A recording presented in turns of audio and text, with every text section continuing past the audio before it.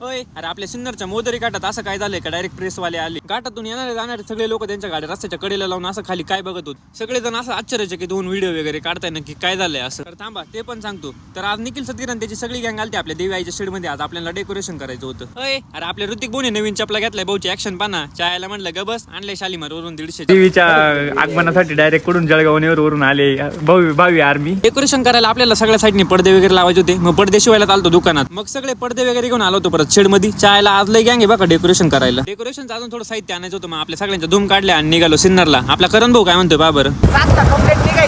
हो, करणचं काय म्हणावं नका घेऊ. आपल्या अजय शेटचे वेगळेच विचार दिसते बघा काय म्हणतोय. आजूला रणगाडा चालवायचा. त्याला म्हणलं भाऊ आधी तू भरती होय, मग एकटाच डोंगराने रणगाडा घेऊन फिरशील. सिन्नर मध्ये आल्यानंतर आपल्याला डेकोरेशनला जे जे साहित्य लागत होतं ते सगळं घेतलं. डेकोरेशनच्या साहित्याची डायरेक्ट अर्धी घेऊन भरली होती. मग ती घेऊन आता निघालो परत मस्त घरीच तर निघालो होतो. पण मग चायला आपल्या घाटात असं काहीतरी झालंय, आम्हाला असं माहितीच नव्हतं.